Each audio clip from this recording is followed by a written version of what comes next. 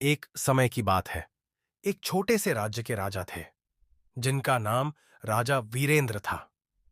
वह न केवल अपने राज्य के सबसे शक्तिशाली व्यक्ति थे, बल्कि उनका शरीर भी इतना मसल से भरा हुआ था कि लोग उन्हें देखकर हैरान रह जाते थे।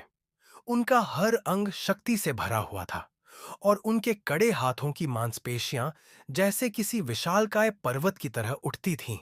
लेकिन एक रात अचानक एक अजनबी संदेश उनके पास आया। संदेश में लिखा था, राजा वीरेंद्र, तुम्हारी ताकत को एक असली परीक्षा का सामना करना पड़ेगा।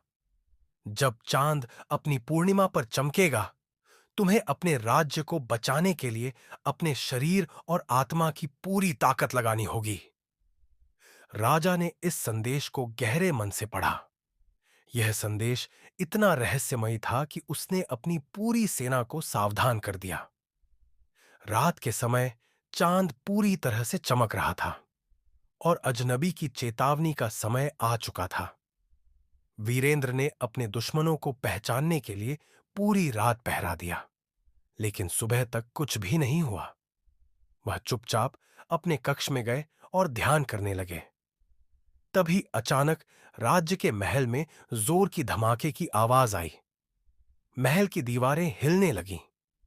बाहर देखा तो एक विशाल राक्षस का आकार सामने था। उसकी आंखों में आग थी और उसके शरीर पर लोहे की पट्टियां जड़ी हुई थीं। यह वही परीक्षण था जिसे अजनबी ने बताया था।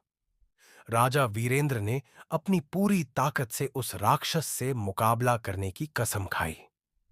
राजा ने अपनी मांसपेशियों को पूरी तरह से झोंका और अपनी शाही तलवार उठाई। वह राक्षस से लड़ते हुए हर प्रहार को बचते हुए आगे बढ़ते गए। इस बीच वह सोच रहे थे कि क्या यह केवल एक शारीरिक लड़ाई है या फिर इस लड़ाई में उनके दिल और आत्मा की भी परीक्षा हो रही है। काफी संघर्ष के बाद राजा वीरेंद्र ने राक्षस को हराया और उसकी शक्तियों को नष्ट किया। लेकिन जैसे ही राक्षस गिरा, उसका रूप बदलने लगा और वह एक साधु के रूप में बदल गया। साधु ने राजा से कहा, तुम्हारी शक्ति शारीरिक नहीं, बल्कि तुम्हारे दिल की शक्ति में है। यह तुम्हारा साहस और दया है जो असली ताकत है।